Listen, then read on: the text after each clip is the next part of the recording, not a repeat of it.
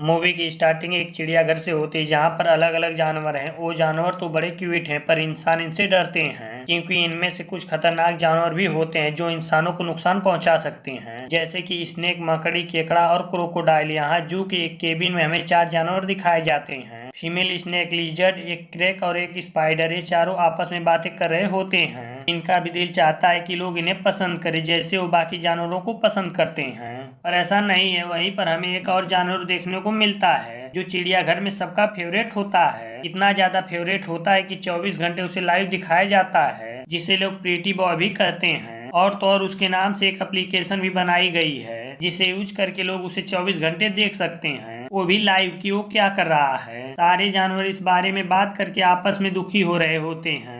फिर हम देखते हैं कि इन चारों का शो होने वाला है। तो आज स्नेक का शो में पहला दिन होता है तो काफी उत्साहित होती है, लेकिन जैसे उन सबको ऑडियंस के सामने लाया जाता है तो जो यहाँ का शो इंचार्ज होता है वो इन सब जानवरों से ऑडियंस को काफी बुरी तरीके से मिलाता है और बताता है कि ये जानवर काफी बुरे होते हैं, तो इन जानवरों से आपकी जान को काफी खतरा हो सकता है, तो इन जानवरों से बचकर रहना चाहिए। तो जब स्नेक परफॉर्मेंस कर रही होती है तो बच्चे और सारे इनसे डरने लगते हैं और ये देखकर वो काफी उदास हो जाती है। वहीं पर एक क्रोकोडाइल भी होती है जो स्नेक को समझाने लगती है कि परेशान मत हो, लोग हमें ऐसा ही समझते हैं, बल्कि तुम इस बात से खुश हो कि तुमसे लोग डरते हैं।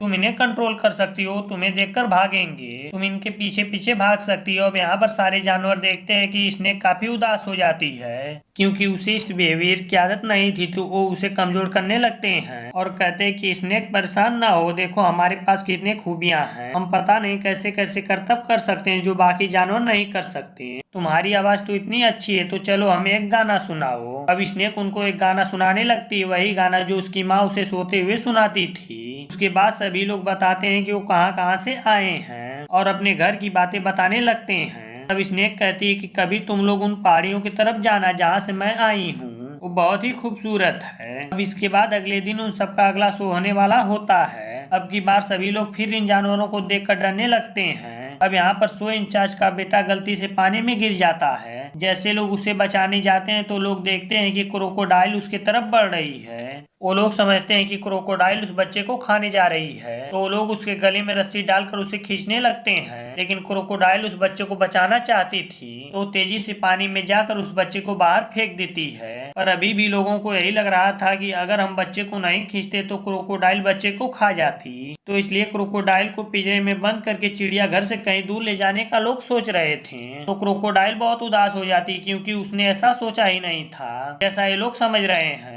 उसने तो कभी किसी इंसान को नुकसान पहुंचाया भी नहीं। उसके साथी काफी उदास हो जाते हैं। सारे जानवर उसके याद में रोने लगते हैं। स्नेक तो सबसे ज्यादा उदास होती है क्योंकि एक क्रोकोडाइल ही थी जो उसे मोटिवेशन करती थी। यहीं पर यह मूवी एंड होती है।